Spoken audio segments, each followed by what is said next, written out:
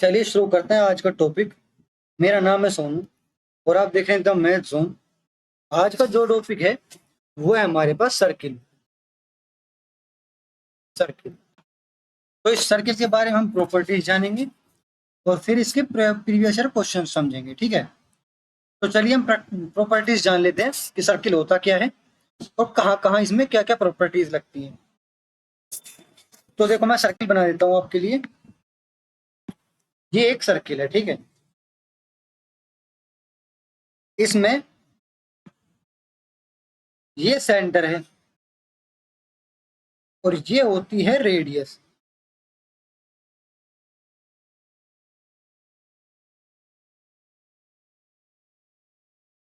इसको कहते हैं हम रेडियस। और जब यहां से छू के इस सर्किल पे कोई किसी एक पॉइंट से छू के कोई लाइन गुजरती है तो इसे कहते हैं हम टेंजेंट। ठीक है, और ये पूरी डायमीटर तो आपको पता है, अगर इसको पूरा खींच देते हैं तो इसको कहते हैं डायमीटर। रेडियस को अगर पूरा खींच देते हैं, और जो टेंजेंट है, ये जो रेडियस है वो एंगल बनाती है 90 डिग्री का हमेशा, ये ध्यान रखना।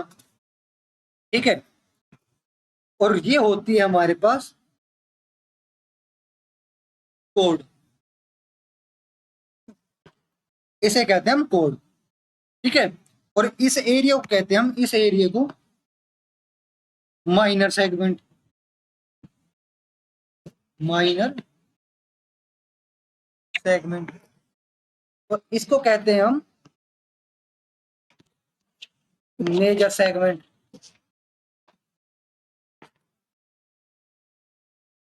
और देखते हैं हम, और जो ये होती है, एक और सर्किल मैं बना देता हूं आपके लिए।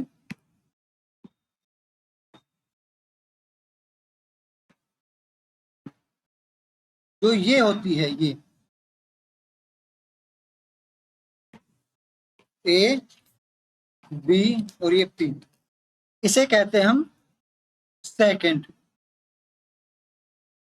सेकंड पी बी ए। ठीक है, इसे कहते हैं हम सेकंड। और देखते हैं, अगर मान लेते हैं कि यहाँ पर एक कोड है, यहाँ पर एक कोड है, और ये सर्किल से दोनों साइड्स के टच कर देते हैं हम, ये रेडियस है। तो जो इसका परपेंडिकुलर है ना, वो कोड को आधे हिस्से में काटेगा, यानी आधी कोड इधर और आधी कोड इधर। ये ध्यान रखना, ये सेंटर ओ है, ये रेडियस है और ये रेडियस है। तो जो परपेंडिकुलर है यहाँ पर 90 डिग्री, आधे हिस्से में काट देगा इसको, आधा हिस्सा इधर और आधा हिस्सा इधर। ठीक है, और देखते हैं इसकी प्रॉपर्टीज। एक सर्किल हम ऐसे बना लेते हैं।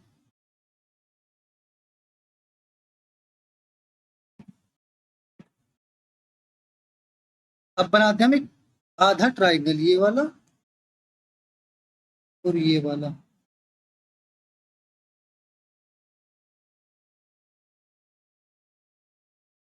ये वाला, ये सेंटर है,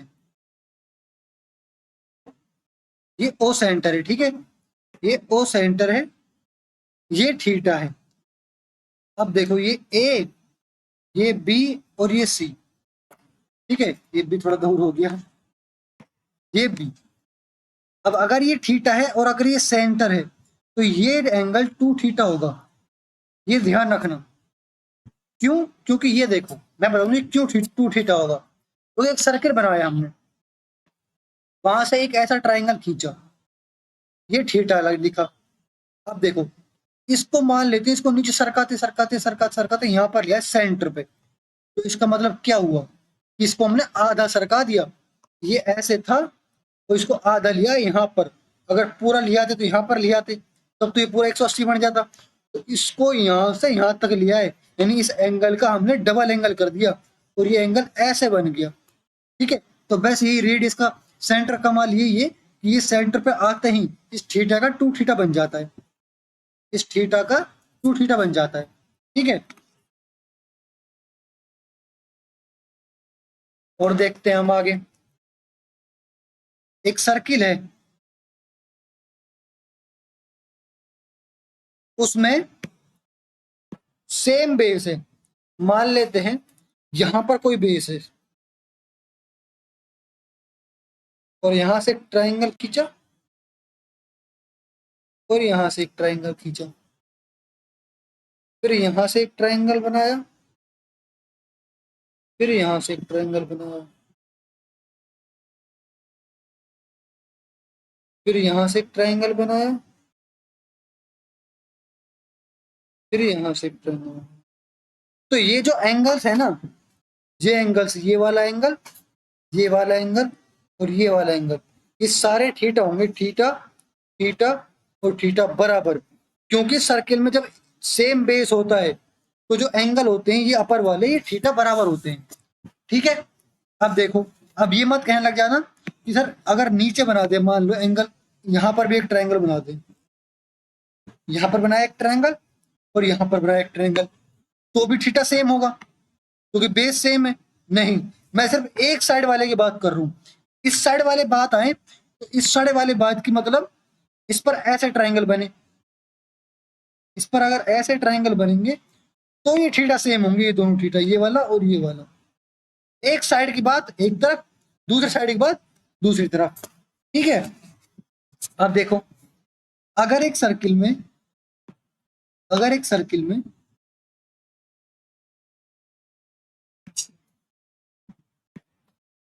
रेडियस से ये बना डायमीटर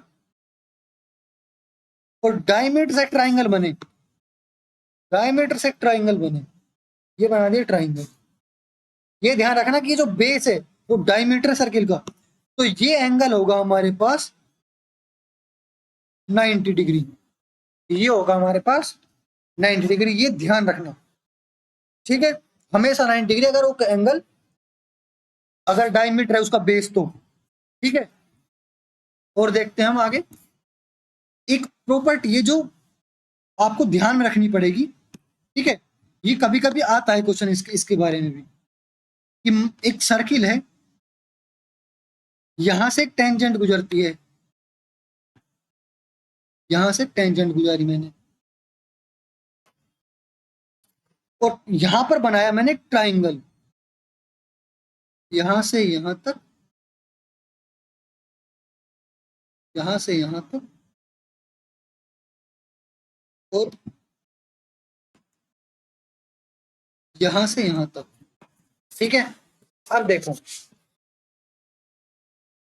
जो ये एंगल होता है ना, ये वाला एंगल, ये वाला एंगल, मान लेते हैं इसको, मान लिया हमने थीटा, तो जो ये वाला एंगल है ये भी थीटा होगा। अभी थोड़ा अजीब लग रहा होगा, लेकिन इसे कहते हैं हम अल्टरनेट सेगमेंट थ्योरम। ठीक है, इसे, अगर ये थीटा और ये थीटा दोनों सेम होंगे, और ये देखो, अब देखो, अगर हम माने कि ऐसा क्यों सेम होंगे, तो ये सेंटर है, ठीक है, यहां से एक लाइन खींची हमने और यहां से एक लाइन खींची। ठीक है, अब देखो, ये 90 हुआ, रेडियस है, ये ध्यान रखना, ये रेडियस है, तो ये क्या हुआ, ये हुआ 90 माइनस थीटा, 90 माइनस थीटा, और ये क्या हुआ, ये भी हुआ 90 माइनस थीटा, क्योंकि ये बन गया एक आइसोसेलेस ट्राइंगल जिसकी दो साइड बराबर हैं, तो ये दोनों एंगल बराबर होंगे। अब बराबर हो गए तो यानी 90 माइनस थीटा ये वाला एंगल हो गया और 90 माइनस थीटा ये वाला एंगल हो गया। ठीक है, और जो ये एंगल है वो 2 थीटा बनेगा। तो ये बात भी ध्यान रखना कि अगर ये एंगल थीटा है और आपसे ये पूछ ले, ये वाला, तो डायरेक्ट 2 थीटा लिख देना। ठीक है, क्योंकि जरूर नहीं ये पूछे, ये भी पूछ सकता है रेडियस वाला एंगल। ठीक है, और अब देखते हैं हम जो मेन प्रॉपर्टी होती है, कौन सी, ये देखो, ये सर्किल है, यहां से हमने बनाई एक टेंजेंट, दो टेंजेंट सॉरी, एक टेंजेंट ये और एक टेंजेंट ये।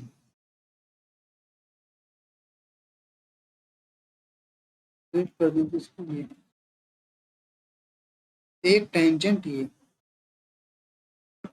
अब देखो, तो जो ये एंगल होता है ना हमारे पास, कौन सा, इसको लिखते थे हम ए, इसको बी, इसको पी, और यहां से बनाई हमने रेडियस, ये सेंटर हुआ, यहां से बनी ये वाली रेडियस, और यहां से बनी ये वाली रेडियस,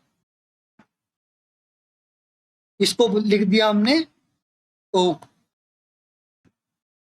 एक यहां से ये बनी ट्राइंगल, और यहां से ये बना ट्राइंगल। तो अब ये देखो, ये 90 है, ये भी 90 है, ये दोनों, ये और ये एंगल मिलकर होंगे 180। यानी अगर ये थीटा है तो ये 180 माइनस थीटा है, और अगर ये 180 माइनस थीटा है तो इसका आधा यानी 90 माइनस थीटा अपॉन 2 ये है, सी कह लेते हैं इसको, सी। ठीक है, और ये कौन सा, ये वाला,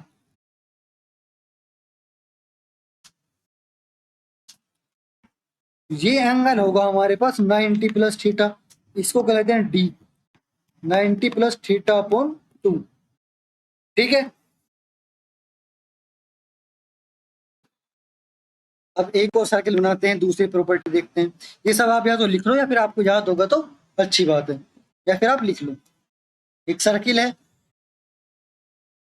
उस पर बनी 2 सेकंड। और सेकंड किसको कहेंगे, सेकंड कहते हैं इसको, ये सेकंड और ये सेकंड, ये 2 सेकंड है। नाम देते हैं इसको, नाम दिया ए, बी, पी, सी और डी। ठीक है, तो फॉर्मूला देखो, P B into P A is equal to होता है P D into P C. ये इंपॉर्टेंट है, डायरेक्ट क्वेश्चन आता है, डायरेक्ट आपको इसमें वैल्यू रखनी है, सोल्व करना है।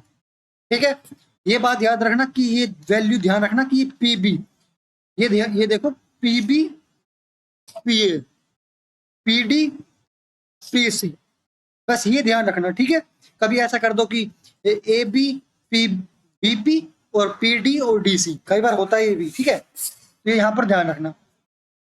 और एक और देखते हैं हम, ऐसा ही क्वेश्चन सेम, बस उसमें फर्क सिर्फ इतना होता है, एक टेंजेंट होती है और एक सेकंड होती है। एक तो होती है हमारे पास टेंजेंट और एक होती है हमारे पास सेकंड, ऐसा होता है। अब ऐसा होता है तो इनके नाम देते हैं हम, देखो पी, पी और ए और बी। ठीक है, तो देखो जो पी टी स्क्वायर होता है, पी टी का स्क्वायर इज इक्वल टू होता है P B into P A. ये दोनों प्रॉपर्टी सीधी सीधी आती है, इनको याद रखना ऐसे ऑप्शन में। ठीक है, और प्रॉपर्टीज देखते हैं हम। मान लेते हैं कि दो सर्किल है, एक ए सर्किल और दूसरा सर्किल है ये, छोटा सर्किल, एक सर्किल है ये।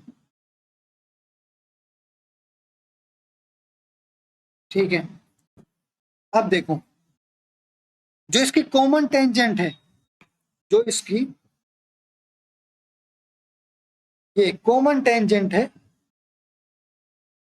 इसकी वैल्यू फाइंड करनी है आपको, और आपको रेडियस गिवन है, आपको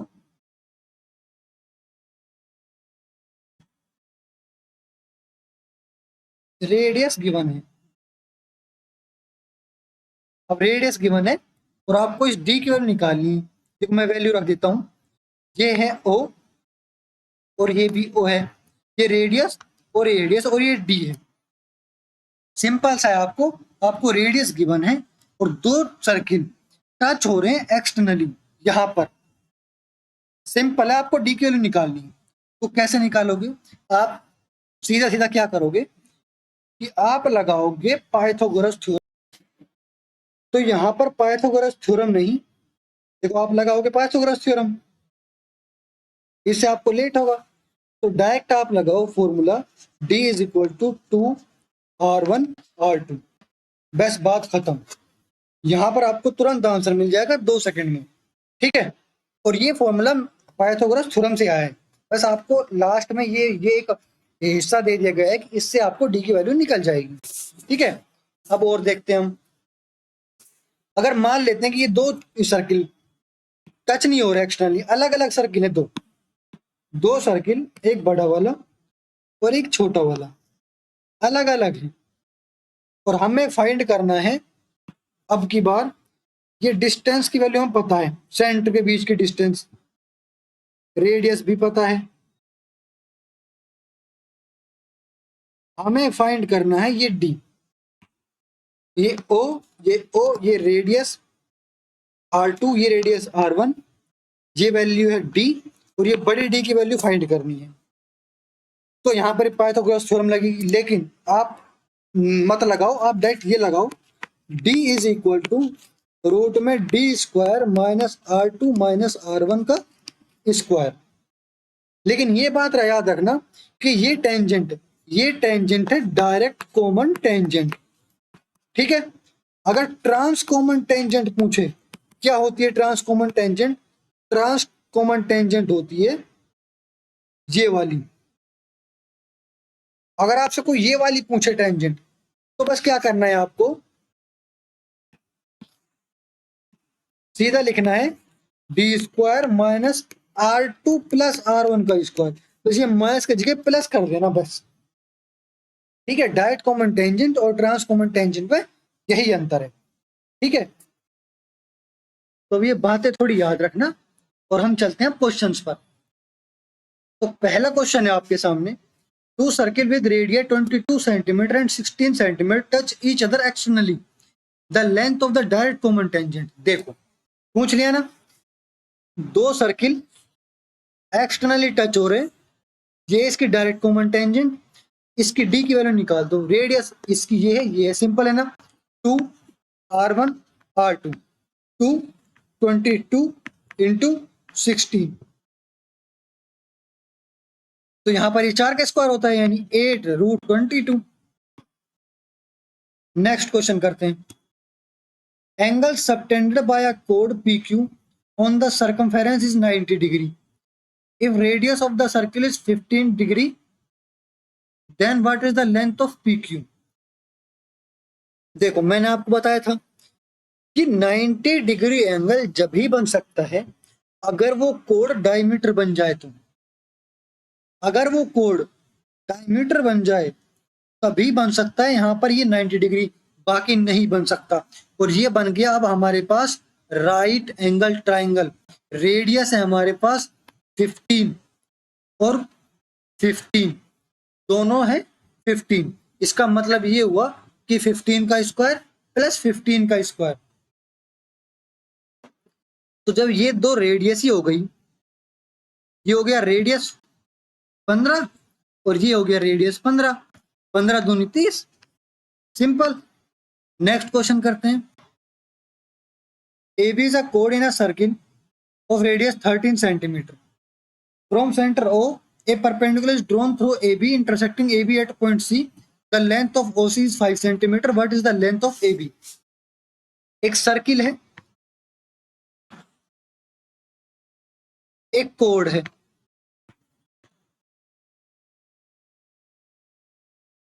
ठीक है, सेंटर है O, और परपेंडिकुलर ड्रॉन होता है सेंटर से, ठीक है।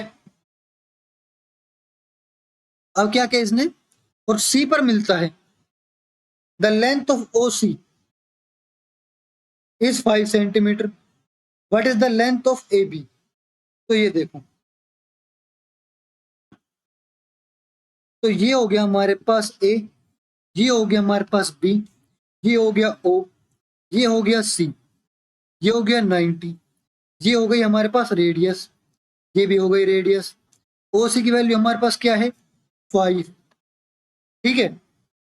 रेडियस कितनी है 13, ये कितना है 13, ये कितना होगा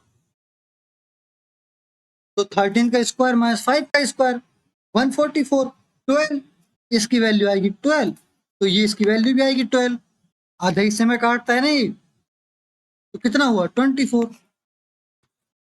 नेक्स्ट क्वेश्चन देखते हैं हम। In a circle 2 equal and parallel chords are 6 centimetre apart and they lie on the opposite side of the center of the circle whose radius is 5 centimeter. The length of the each chord is, हम diagram बना लेते हैं। ये हुआ diagram, दो code है हमारे पास, एक कोड ये और सेंटर के अपोजिट दूसरी कोड ये, दोनों की जो साइड मतलब जो लेंथ है वो सेम है 6 सेंटीमीटर। रेडियस है ये, और यहां पर भी रेडियस ये, और यहां पर भी रेडियस ये, और यहां पर भी रेडियस ये। अब इनको नाम देते हैं, ये मान लेते हैं ओ A B C D,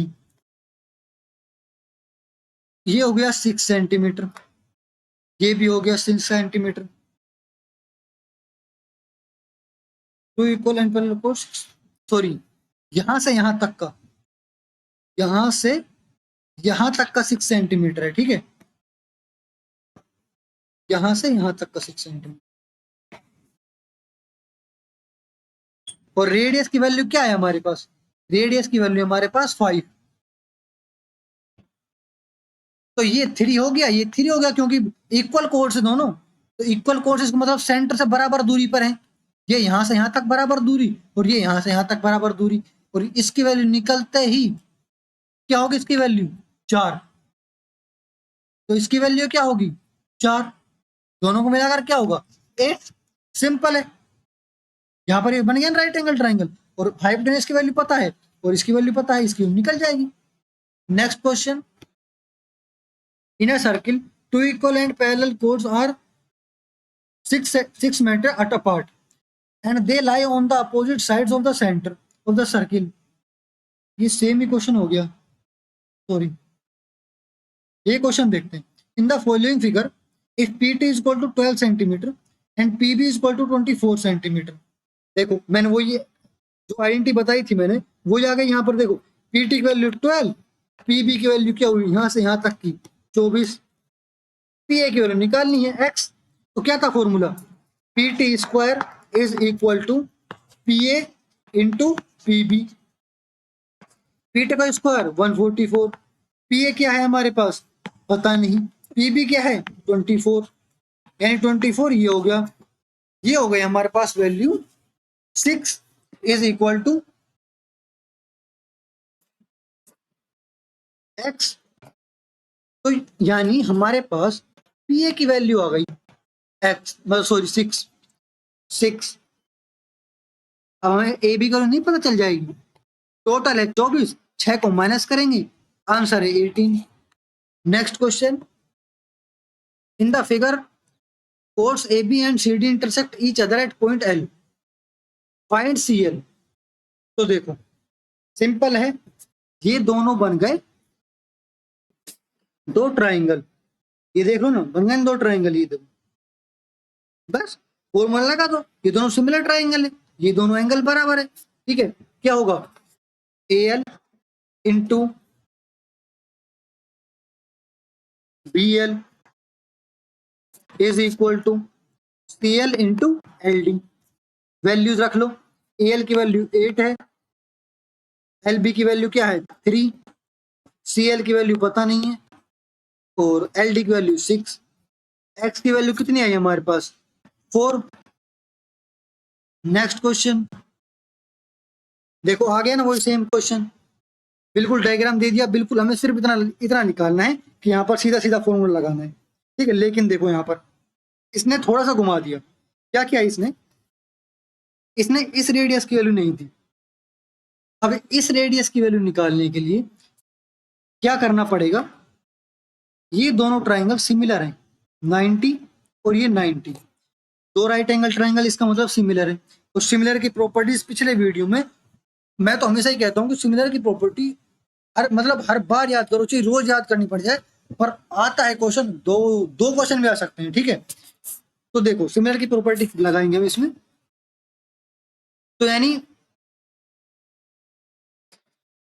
C A upon A is equal to D B upon B is equal to C A की वैल्यू क्या है 4/3 is equal to R upon 15। ये हो गया हमारे पास आर की वैल्यू 20। आर की वैल्यू क्या है 20। तो अब फाइंड कर लेते हैं इसकी वैल्यू। तो क्या था फॉर्मूला ट्रांसकॉमन टेंजेंट का, कि trans common tangent is equal to D square minus R1 plus R2। क्या है 20 प्लस 4 24। ट्रांसकॉमन टेंजेंट कितनी है 18, यानी 18 का square is equal to D square minus 24। यहां पर प्लस का जाएगा तो कितनी वैल्यू आएगी हमारे पास स्क्वायर, यहाँ पर स्क्वायर लगेगा, ठीक है। R1 क्या होता है T is equal to D square minus R1 plus R2 का स्क्वायर, ठीक है। तो डी स्क्वायर की वैल्यू आई हमारे पास 900। तो ये क्या हुआ हमारे पास डी की वैल्यू आई 30। Next question,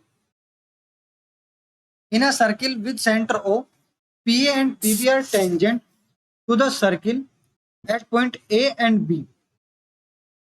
C is a point on the major arc AB. If ACB is equal to 50 degree, then the measure of APB. देखो एक सर्किल है,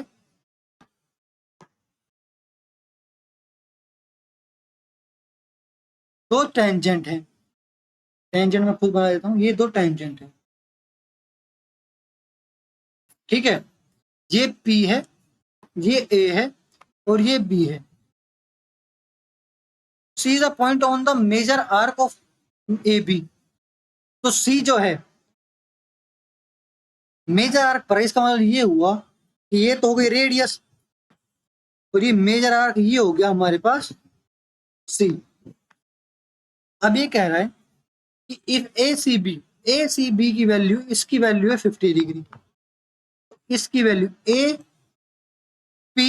की वैल्यू क्या होगी, इसकी वैल्यू कितनी होगी, जब इसकी वैल्यू 50 है तो मैंने बताया था ना अगर ये थीटा है तो ये 2 थीटा नहीं होगा, तो ये 100 नहीं होगा, और अगर ये 100 है तो ये दोनों ये 80 नहीं होगा, क्योंकि इन दोनों का प्लस 180 होता है, ठीक है।